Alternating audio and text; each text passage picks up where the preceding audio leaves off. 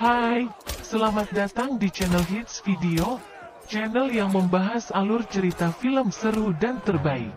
Yang kali ini akan membawakan film baru berjudul Extraction 2 yang dirilis pada tahun 2023. Film ini akan meneruskan cerita dari film Extraction dengan alur yang lebih menegangkan sekaligus membagongkan. Mengisahkan tentang Tyler Rake yang selamat dari kematian lalu memutuskan untuk pensiun. Tapi suatu hari dia kembali membrutal setelah mendapatkan misi dari orang yang spesial. So, tanpa berlama-lama lagi, inilah Extraction 2.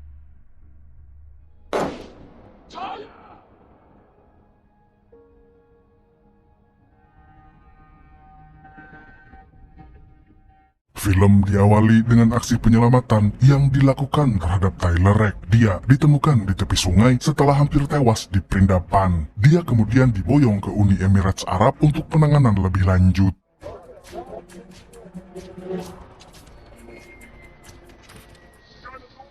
Selama perawatan, Tyler dijaga oleh Nick dan Yas. Mereka berdua sebenarnya sudah pasrah karena kondisi Tyler terlalu parah. Manusia normal tidak akan bisa selamat. Namun Tyler bukanlah manusia biasa. Setelah beberapa bulan dirawat, dia akhirnya terbangun dari koma.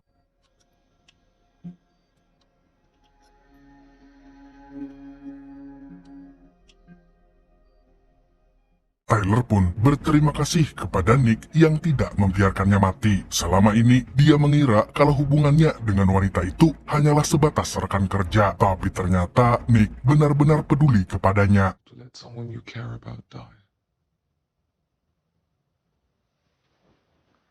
Adegan lalu berpindah ke Georgia, tepatnya di kediaman seorang ketua gangster bernama Zurab atau yang lebih dikenal dengan nama Samidi. Dia terlihat sedang memberi makan hewan ternaknya. Samidi menyebut kelompoknya dengan julukan Nagazi. Tak berselang lama, tangan kanannya yang bernama Paijo masuk ke dalam. Dia datang untuk melaporkan bahwa hukuman adik Samidi ditambah 10 tahun. Adiknya adalah David, tidak pakai gadgetin, jamet yang dipenjara karena sering melakukan kejahatan besar.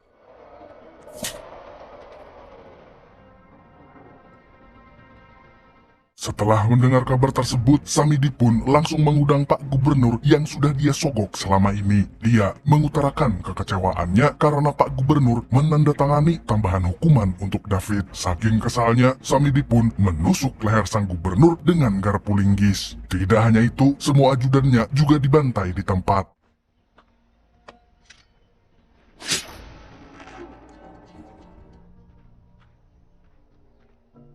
Beberapa minggu kemudian, Tyler akhirnya keluar dari rumah sakit. Nick dan Yas pun langsung mengantarnya ke rumah aman di Austria. Rencananya, Tyler akan menghabiskan masa pensiunnya di tempat tersebut. Sejauh ini, dia belum memiliki niat untuk kembali membrutal, apalagi dia sempat mengalami koma yang cukup panjang.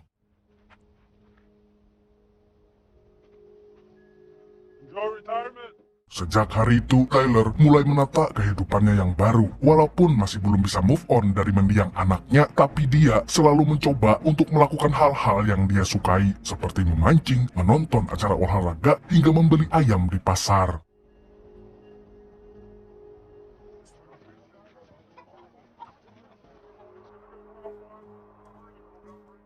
Di sisi lain, ternyata David tidak dipenjara sendirian. Dia juga menyelundupkan istri dan 2 anaknya ke dalam sel penjara. Sang istri yang bernama Keto sudah muak dengan kelakuan David yang egois. Sebagai ayah, dia seharusnya membiarkan anak-anaknya punya kehidupan normal. Namun bukannya sadar, jamet itu malah menyiksa istrinya sendiri.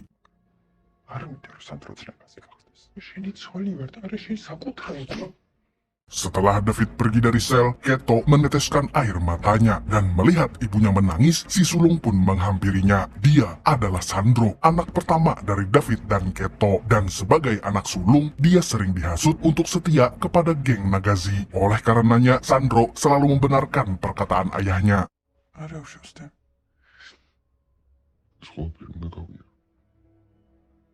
Pada waktu yang sama, Tyler kedatangan tamu tak diundang. Pria ini bersikap sangat santuy dan tidak sopan karena masuk ke rumah orang tanpa izin, tanpa assalamualaikum pula. Tapi selepas basa-basi, si pria misterius segera mengatakan maksud dan tujuannya, yaitu ingin memberi job kepada Tyler.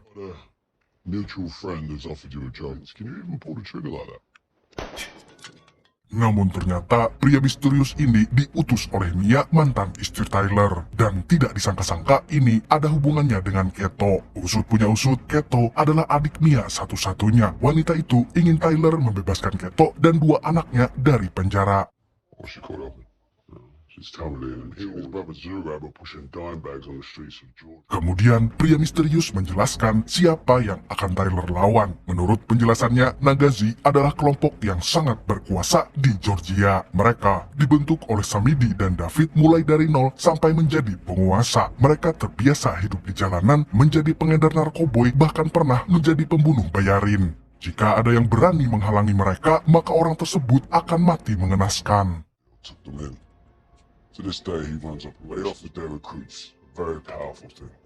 Oleh karena itu, Tyler harus masuk ke dalam penjara secara diam-diam agar tidak ketahuan oleh si David. Selepas menjelaskan semua rincian misi, pria misterius itu pun memberikan waktu 6 minggu kepada Tyler untuk bersiap-siap dan memulihkan tubuhnya. Job starts in 6 weeks. We take our cut. Tanpa berlama-lama, Tyler pun langsung menghubungi Nick dan memberitahu kalau dia tidak jadi pensiun. Awalnya, Nick melarangnya untuk membrutal kembali, tapi si Tyler tetap ngotot untuk kembali. Selain itu, ada alasan penting di balik pekerjaan ini. Namun Tyler tidak mau memberitahu Nick kalau semua ini dia lakukan demi adik dari mantan istrinya. Setelah menghubungi Nick, Tyler pun mulai melatih kembali otot-ototnya karena dia hanya memiliki waktu 6 minggu.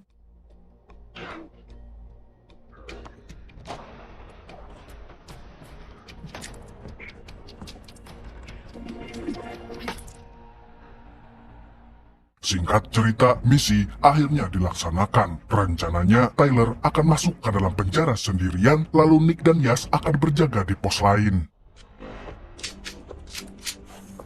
You know, my hands are super sweaty lately. Tyler lalu menyelinap ke dalam dibantu oleh para sipir yang sudah disogok oleh Nick. Akan tetapi waktunya tidak banyak. Dia hanya memiliki waktu 5 menit untuk membawa Keto dan anak-anaknya pergi. Semuanya aman terkendali hingga boneka milik si bungsu Nina jatuh ke lantai. Dan sialnya boneka itu mengeluarkan suara berisik sehingga para napi pun langsung heboh.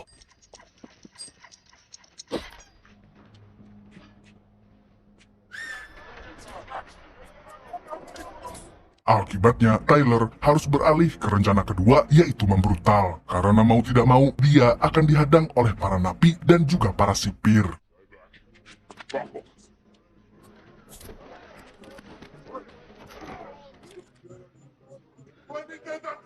Sambil menghindari para jamet, Tyler mendengarkan instruksi dari Yas yang sudah mengetahui jalan keluarnya. Menurut peta lapas, mereka bisa keluar lewat ventilasi kecil. Namun ketika akan keluar, tiba-tiba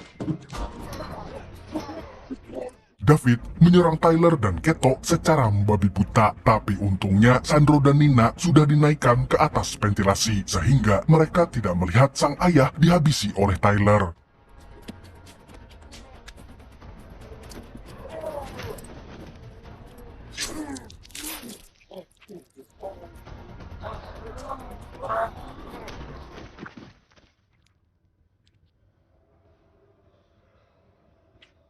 Gara-gara David, situasi menjadi semakin rumit karena waktu mereka telah terbuang sia-sia. Alhasil, Nick pun memutuskan untuk membawa anak-anak terlebih dahulu. Sedangkan Tyler dan Keto, mereka masih harus berjibaku di tengah-tengah para jamet yang mengamuk.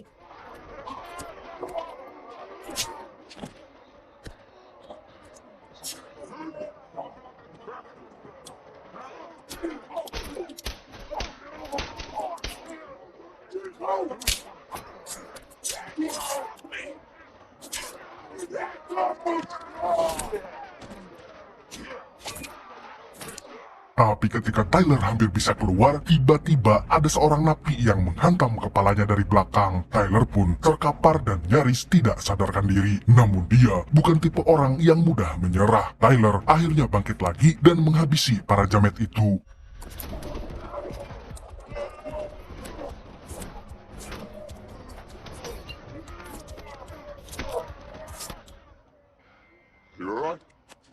Setelah keluar dari lapas, Tyler dan Keto langsung masuk ke dalam mobil anti peluru. Sialnya, Samidi telah mengetahui kejadian di penjara dan langsung mengirim pasukan untuk membunuh Tyler. Aksi kejar-kejaran pun tidak bisa dihindari.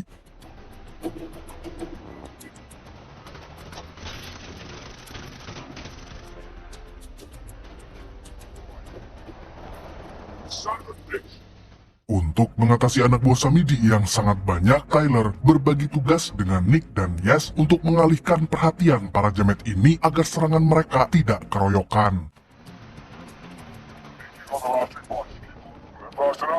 Is that supposed to be funny?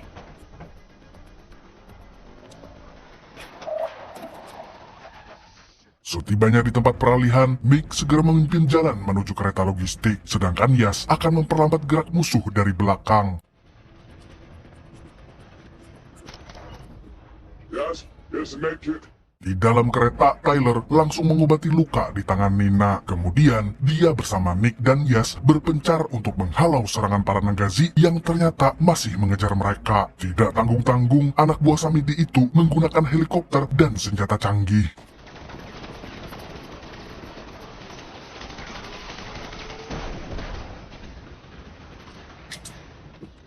Selain itu, para jamet ini juga berhasil menyusup ke dalam kereta. Nick pun langsung membrutal dan tidak akan membiarkan mereka mendekati Keto dan anak-anaknya.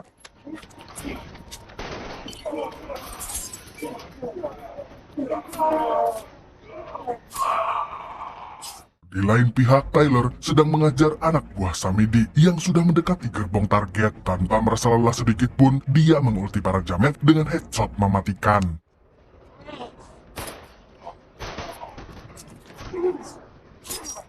Setelahnya, Tyler membantu Nick yang sempat tertusuk di bagian dada. Kemudian, dia memperondong helikopter musuh hingga meledak.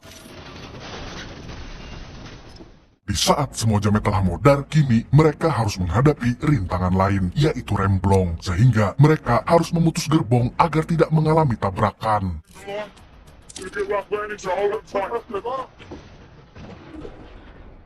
Walaupun berhenti secara mendadak, untungnya mereka semua selamat. Namun entah kenapa, Sandro tiba-tiba menanyakan ayahnya. Dia masih berpikir kalau David adalah ayah yang baik. Sepertinya dia sudah diguna-guna oleh Nagazi agar mau meneruskan jejak keluarganya. Sandro pun marah besar kepada Tyler yang telah membunuh David.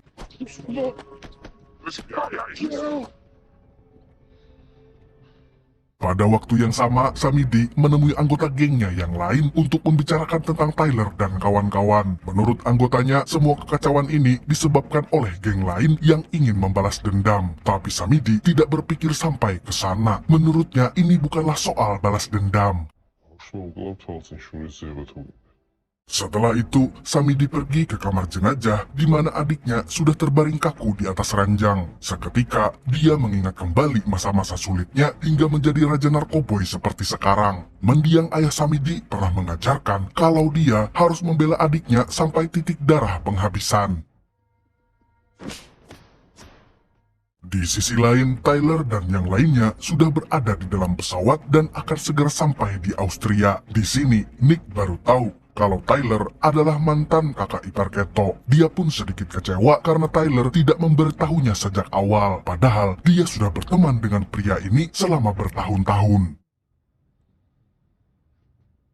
Tyler menjadi sangat tertutup setelah anaknya tewas. Sejak kejadian tersebut, dia selalu merasa bersalah kepada Mia dan itulah alasan mengapa dia mengasingkan diri.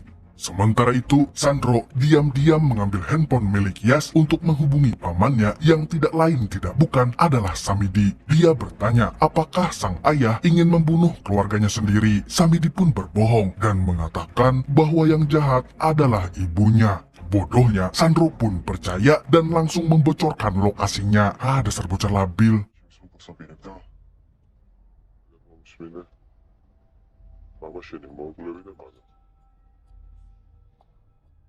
Gara-gara Sandro, Samidi langsung menyiapkan pasukan untuk menuju ke Austria. Dia akan melakukan apapun demi membalas dendam. Akan tetapi, Paijo mengatakan kalau Samidi hanya akan menyia-nyiakan hidup para anggotanya.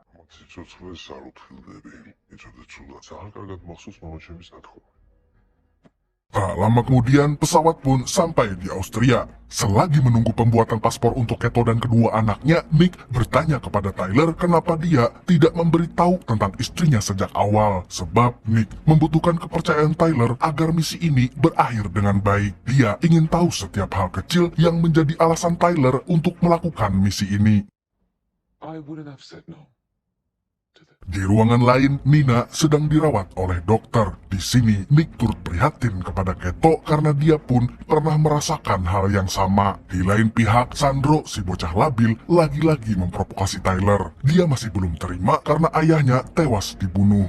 Tyler pun mencoba menyadarkan bocah satu ini bahwa David dan seluruh anggota Nagazi adalah orang yang jahat. Namun Sandro tetap ngeyel dan membela ayahnya yang tidak seperti Tyler yang pernah meninggalkan keluarganya sendiri. It's my father didn't leave us. Mendengar itu, Tyler pun langsung tertohok. Dia bahkan masih menyesalinya hingga sekarang. Kala itu, Sandro adalah teman main anaknya. Mereka sering bermain di pantai. Namun setelahnya, keadaan berubah. Terlebih setelah anaknya meninggal. Lalu Sandro tiba-tiba minta maaf kepada Tyler karena dia, pasukan Samidi, telah mendekati tempat mereka. Parah bocah nih. Sontak Tyler pun langsung bersiaga bersama yang lainnya. No side, no.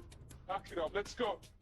Di saat situasi semakin genting, Sandro malah SMS-an dengan Samidi. Keto pun tidak menyangka kalau Sandro tega memanggil pamannya. Dia marah karena Sandro masih saja belum mengerti bahwa Samidi adalah orang jahat. Namun mereka tidak punya waktu untuk bertengkar karena para Nagazi sudah mulai menggempur tempat itu.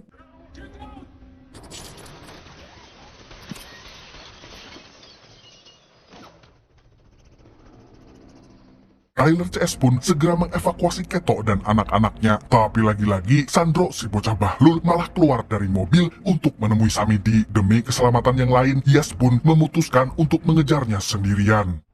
Yes! No! Pada waktu yang sama, pasukan Samidi sedang menembaki mobil polisi yang mendekat.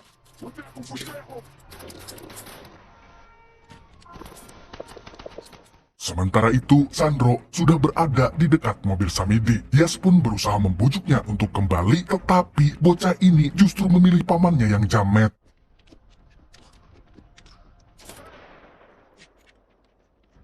Come back here, come back to your mother. Sandro, look at you. Alhasil, baku tembak pun terjadi antara Yas dengan Samidi. Nick juga membantu saudaranya itu walaupun masih terluka.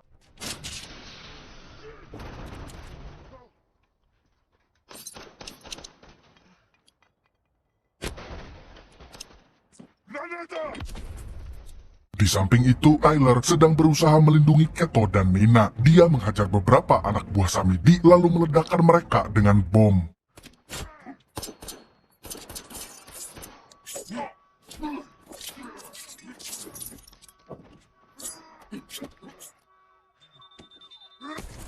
Setelahnya, Tyler mengemudikan mobil ke tempat yang aman lalu ikut membantu Yas dan Nick yang mulai kewalahan karena anak buah Samidi memiliki senapan roket.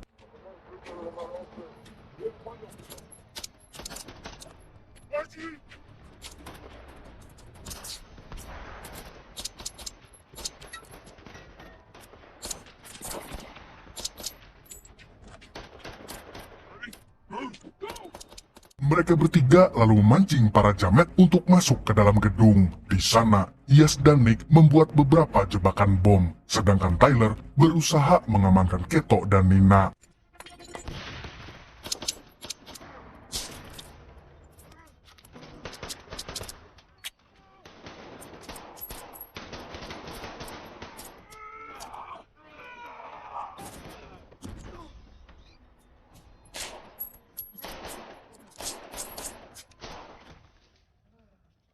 Namun akibat luka yang belum sembuh, Nick pun pingsan dan hampir terjatuh dari lantai 50.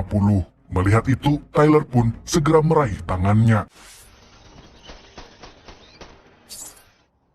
Selagi Tyler bersusah payah menyelamatkan Nick, tiba-tiba Samidi muncul dan langsung menembak tangannya. Dia juga berniat untuk menghabisi Nick, tapi untungnya Nick sudah sadar. Wanita ini pun menembak kaca yang dipijak Samidi sebelum akhirnya masuk lagi ke dalam gedung.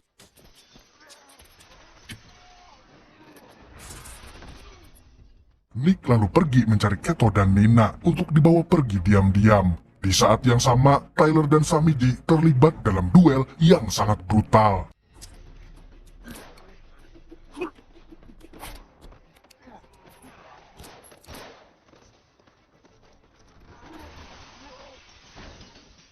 Samidi yang terjeblos ke bawah kemudian bangkit lagi dan langsung menuju ke atap. Di sini, dia menembak Yas beberapa kali hingga tubuhnya tumbang.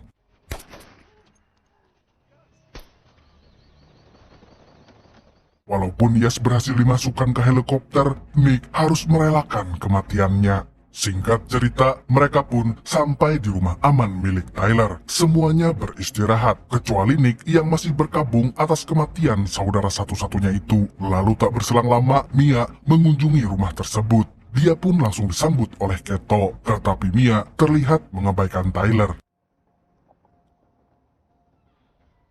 Mia.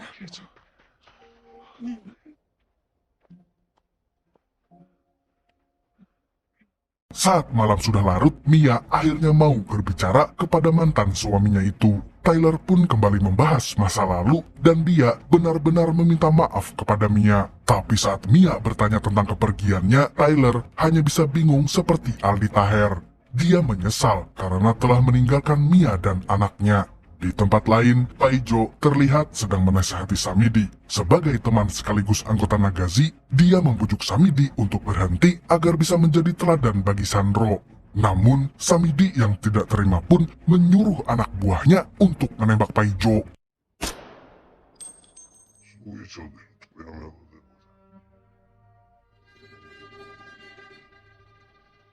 Setelah itu, Samidi menghubungi Tyler untuk bernegosiasi dengannya. Dia akan membawa Sandro ke sebuah gereja. Tanpa membuang waktu, Tyler pun segera menyiapkan senjata dan akan pergi sendirian. Dia juga berpesan kepada Nick untuk menjaga Mia dan yang lainnya. Setibanya di lokasi, Tyler langsung menembak mobil dan pesawat milik Samidi. Tidak lupa, dia juga membunuh para Nagazi dengan sangat brutal.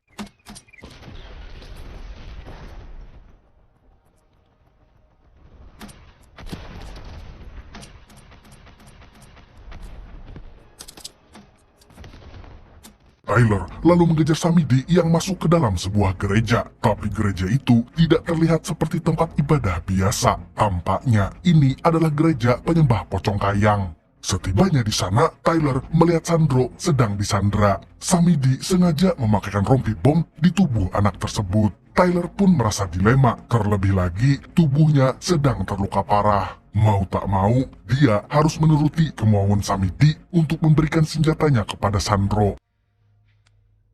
Kemudian, Samidi menyuruh Sandro untuk membunuh Tyler. Namun karena dia tidak mau, Samidi pun memutuskan untuk melakukannya sendiri. Untungnya, Nick datang tepat pada waktunya.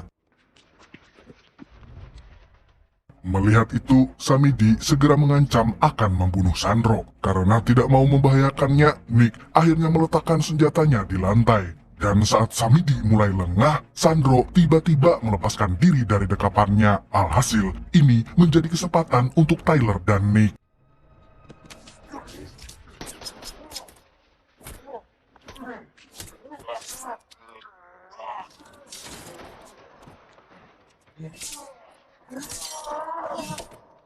Ketika Tyler sibuk membrutal, Sandro diam-diam melepaskan rompi bomnya lalu menolong Nick yang sudah tidak berdaya. Di sisi lain, Tyler berhasil menghabisi Samidi walaupun hampir kehabisan darah.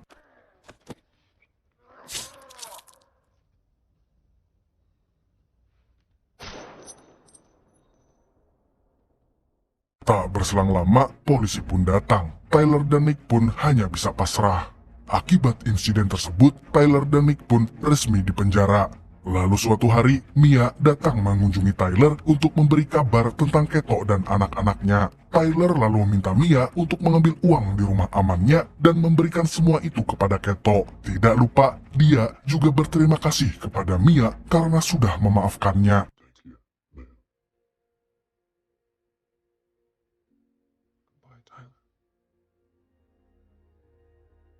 Di akhir film, Tyler dibawa ke sebuah tempat rahasia untuk menemui seseorang. Dan ternyata orang itu adalah pria misterius yang pernah diutus Mia. Dia berencana untuk membebaskan Tyler dan juga Nick jika mereka bersedia untuk melakukan sebuah misi rahasia. Setelah menyampaikan tujuannya, pria misterius itu pun pergi begitu saja. Dia bahkan tidak mau memberitahu namanya. Lalu, film pun tamat dengan sangat epik.